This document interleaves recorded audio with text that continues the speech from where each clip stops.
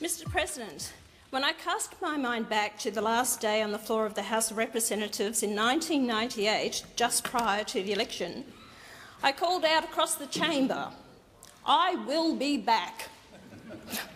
Those around me cried out, "No, you won't." My electorate boundaries were changed, forcing me to stand for a new seat of Blair. Also, with the introduction of full preferential voting, this cost me the seat. Although having polled 36% of the primary vote was not enough against Liberals' 21% and Labor's preferences delivering them the seat. It has taken numerous elections, countless legal battles, and doing a stint in maximum security on trumped-up charges of which former Speaker Bronwyn Bishop stated, "I was Australia's first political prisoner to find myself here." Some call it persistence and tenacity. My daughter describes it as a Johnny Farnham comeback. I call it standing up and fighting for what you believe in, and not allowing the bastards to grind you down. So to all my peers in this place and those from the past, I have two words for you. I'm back, but not alone. I cannot begin to express the pride and honour I have in being joined in this place by three of my colleagues. Senator Malcolm Roberts, also representing Queensland, New South Wales Senator Brian Burston, and Western Australia Senator Rod Cullerton, elected under Pauline Hanson's One Nation. As a strong, united team, I guarantee we will make a difference. Mr. President, it has been 20 years and 4 days since I last delivered my first speech in this House. A speech that shook a nation, woke up many Australians, and gave hope to those who thought no one was listening. That speech was relevant then, and it is still relevant today. The problem is we have not had leaders with the foresight or the intestinal fortitude to cast aside political correctness. They have failed to discard old treaties and agreements that are not in our best interest and have signed new ones giving away our sovereignty, rights, jobs and democracy. Their push for globalisation, economic rationalism, free trade and ethnic diversity has seen our countries decline. This is due to foreign takeover of our land and assets, out-of-control debt, failing infrastructure, high unemployment or underemployment, and the destruction of our farming sector. Indiscriminate immigration and aggressive multiculturalism have caused crime to escalate and trust and social cohesion to decline. Too many Australians are afraid to walk alone at night in their neighbourhoods. Too many of us live in fear of terrorism. In my first speech in 1996, I said we were in danger of being swamped by Asians.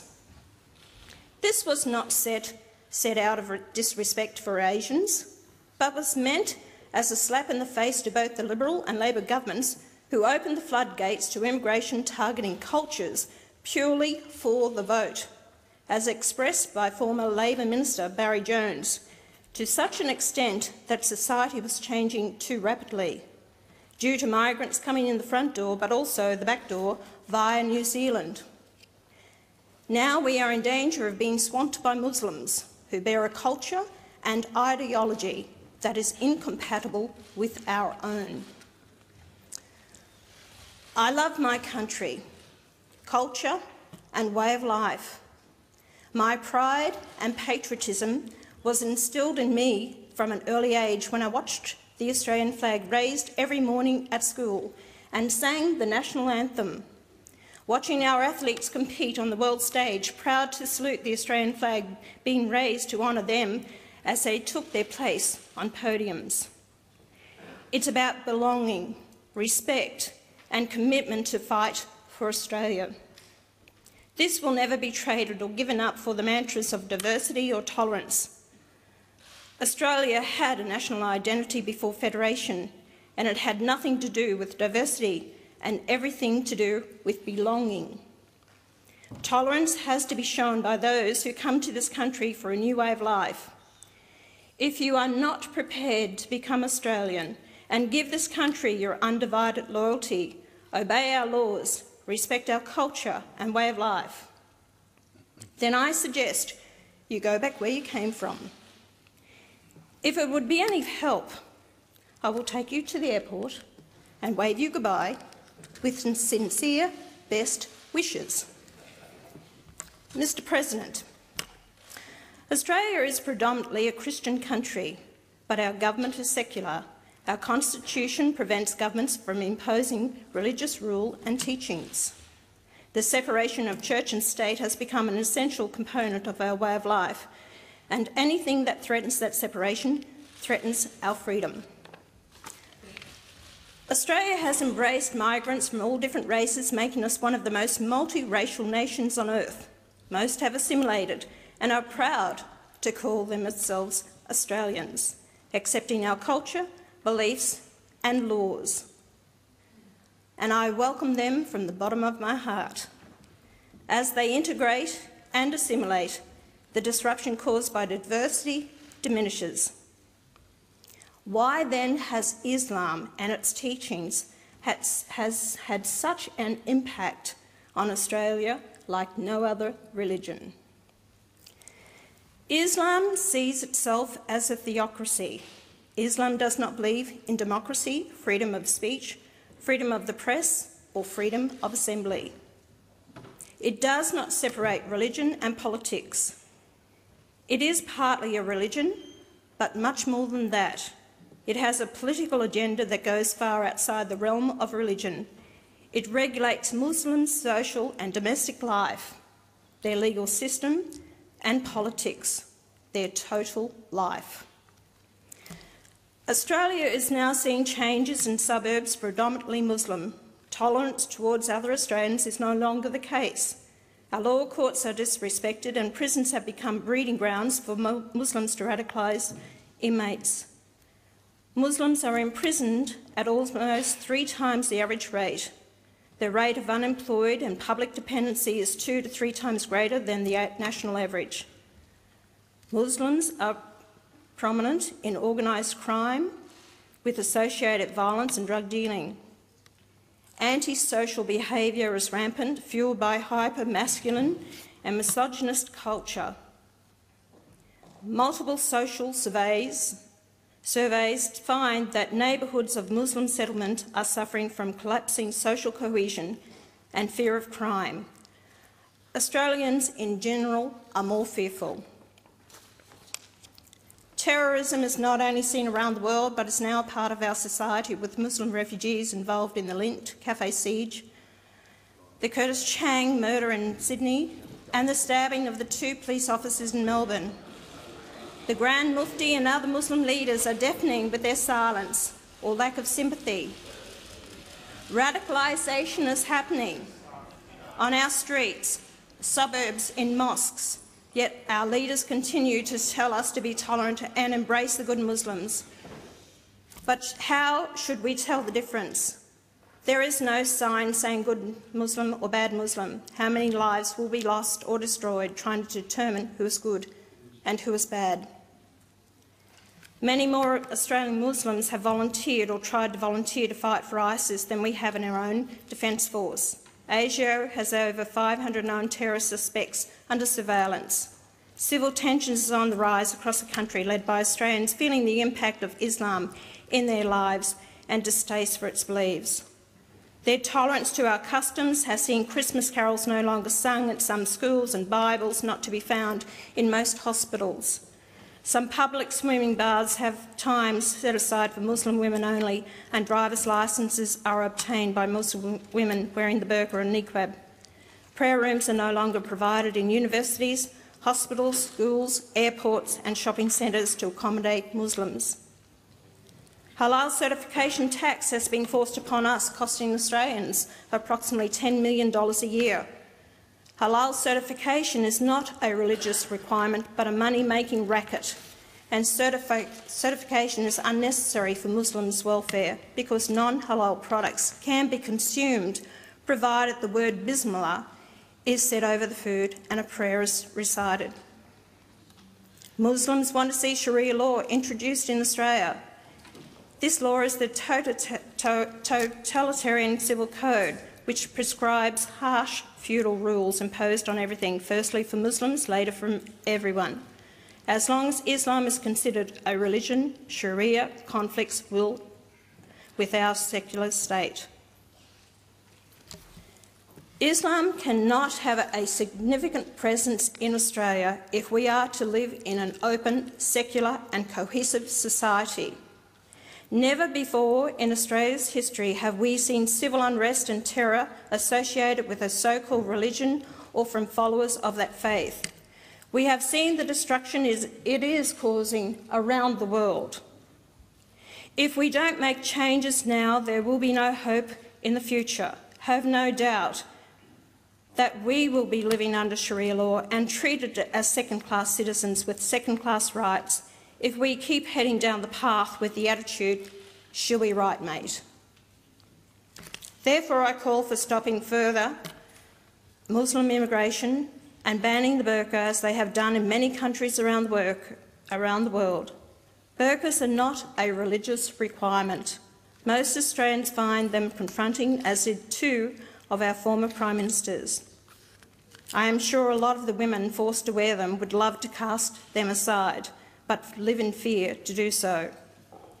In addition, no more mosques or schools should be built, and those that already exist should be monitored with regards to what they are teaching until the present crisis is over. Sharia law should not be acknowledged or allowed, and Australian companies should be banned from paying for halal certification.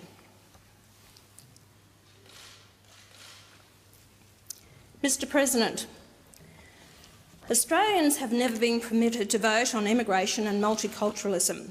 When have we been asked or consulted about our population? We reached a population of 24 million this year, 17 years ahead of prediction. Governments have continually brought in high levels of immigration, so they say, to stimulate the economy. This is rubbish. The economy is stimulated by funding infrastructure projects, creating employment. What major projects have we had in this country for the past 30 years?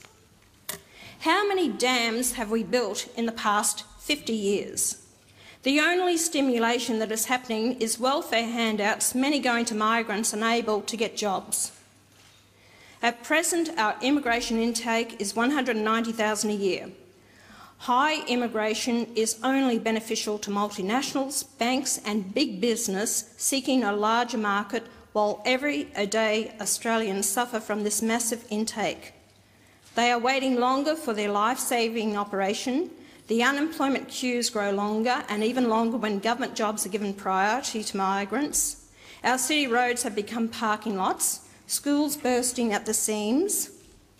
Our aged and sick are left behind to fend for themselves, and many cities and towns struggle to provide water for an ever-growing population. Our service providers struggle to cope due to lack of government funding, leaving it to charities to pick up the pieces. Governments, both state and federal, have a duty of care to the Australian people. Clean up your own backyard before flooding our country with more people who are going to be a drain on our society. I call for a halt to further immigration and look after our aged, sick and helpless first. Mr. President, foreign investment and foreign ownership is a great concern. The government finally released its register of foreign ownership, which reveals that foreign interests own 13.6% of Australia's farmland. That is 52 million hectares, which includes 30% of the Northern Territory's farmland and 22% of Tasmania's. The register fails to show the quality of the foreign-owned land. Is it the jewels in the nation's agricultural crown? Let's have a register on all land owned by foreigners, including non-agricultural and housing. And why is there no information on who owns our country's vital irrigation and water assets, despite this being promised? The registry is a disgrace and makes me wonder whose interests this government is serving. Australia needs a national government, not a corporate one, not a union one, and not an alternative lifestyle one. Any foreign ownership is regrettable, but why are we allowing the Chinese government, an oppressive communist regime, to own our land and assets? Why are we allowing our ports, utilities, services, agricultural land and industries to be acquired by foreigners of any nationality? It is foolhardy to sell our water, agricultural land, our food source, essential services and ports. This is not in Australia's national or security interest. This foreign takeover is destroying small towns across the nation. A farm once the home of an Australian family is now run by a manager. People move, less money is spent, schools lose students, and then the town starts to die. Now these foreign-owned properties become food bowls for their own countries. Taxes avoided or very little paid because they go straight from paddock to plate. Transfer pricing, which involves minimising taxation by artificially charging high prices or operating costs to subsidiaries in Australia. And other forms of tax minimisation is a certainty. Housing is beyond the dreams of ordinary Australians. Why? Because they can't afford to buy, due to foreign investors driving up prices.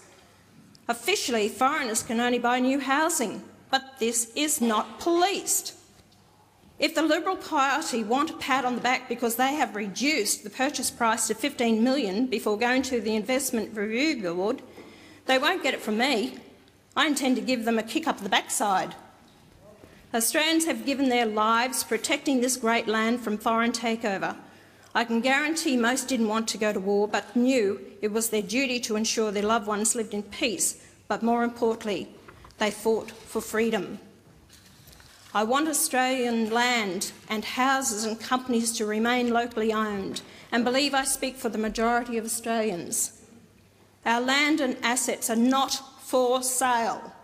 Governments are only caretakers of our assets. No contract has been signed giving them permission to sell them. If they cannot rein in the budget with overpaid public servants, one being the head of Australia Post on $4.8 million per year, foreign aid, welfare fraud, politicians' lurks and perks, including former Prime Ministers, and backroom deals for government jobs, then get out of the job of running this country.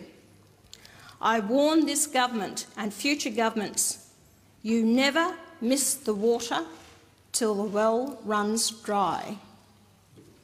Mr President, Australia's federal gross debt is currently $499 billion. Our interest payments are over $43.5 billion a day, $1 a day.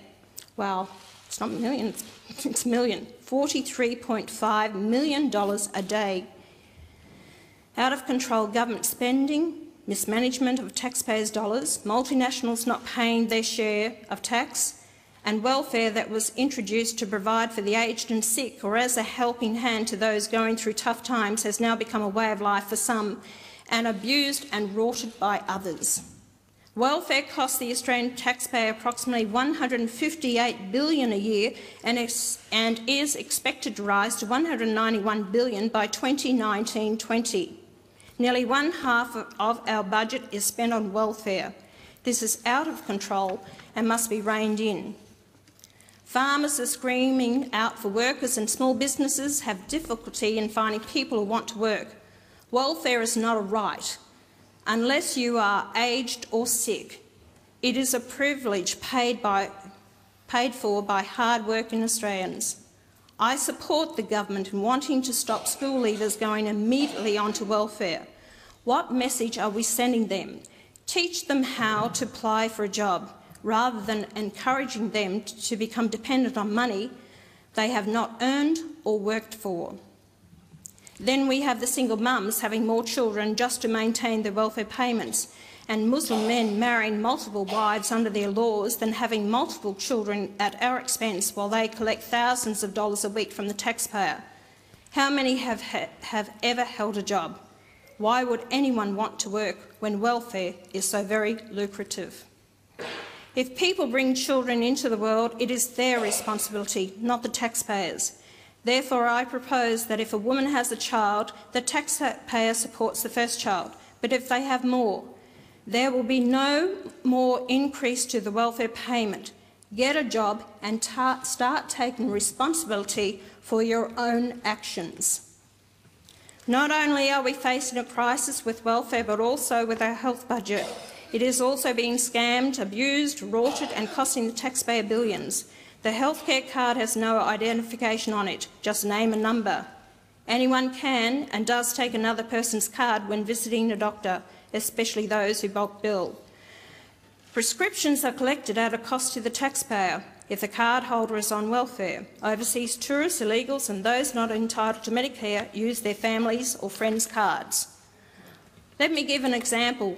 One tourist visiting family fell sick, went to the doctor, used his cousin's Medicare card, ended up in hospital and died. The owner of the card had to admit it was not he. What happened, you ask? Well, he just had to pay the hospital bill. We have to stop the rorts, mismanagement and abuse of our taxpayer-funded services, whether it be welfare, health or education. If you want to access these services, then apply for an Australian identity card. You must prove you are entitled to apply for the card on a point system. There shouldn't be any complaints because applying for a $30 mobile phone plan is the same, so I won't accept do-gooders complaining about people's privacy.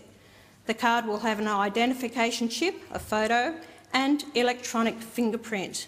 If we are ever going to pull back our deficit, we must stop the thieves. If you are not prepared to apply for the card, that is your choice, but expect to pay full price for doctors, prescriptions and no more welfare handouts will be coming your way.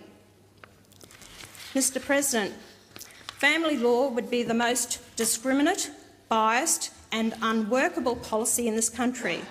I referred to it in my maiden speech 20 years ago, and still nothing has changed. If anything, it's worse. As a nation, we should hang our heads in shame when, on average, 3 men suicide a day and occasionally a woman due to family breakdowns. The whole system is unworkable and is in desperate need of change. Children are used as pawns in custody battles where women are make frivolous claims and believe they have the sole right to the children. Children have 2 parents, and until we treat mums and dads with the same courtesy and rights, we will continue to see murders due to sheer frustration, depression and mental illness caused by this unworkable scheme. Suicide is the only way out for those who feel there is no hope. After facing years of costly legal battles, their lives destroyed and the pain of missing their children is the reason many end up in a state of depression caused by the trauma and, in some cases, the blatant vindictiveness from former partners. Child support is another contentious issue and should be revised. Some parents are left caring and providing for children without any financial help from the other parent. Others refuse to work so they don't have to pay child support. The system needs to be balanced, taking in the age of the child on a sliding scale, and both parents' income should be taken into account. Non-custodial parents find it hard to restart their lives with excessive child support payments that see their former partners live a very comfortable life. Make it fair with both custody and child support, and most parents will gladly take on their responsibility. I ask all parents, is it worth the pain and anguish to deny your child the love they so deserve from both parents? They are only children for such a short time, and all children need both parents. Please put your differences aside, make your peace and come to agreements outside of law courts. The only ones to gain are the legal professions, who are rubbing their hands together watching the thousands of dollars come their way. Is it worth losing the family home? Is it worth the grief it brings not only to you but to your extended families, not to mention the children?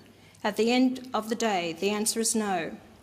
I speak from experience, not only as a mum myself, but as a grandmother. Mr. President, I'm not going to do a Darren Hinch and speak for 45 minutes. Darren is, no, he's still awake.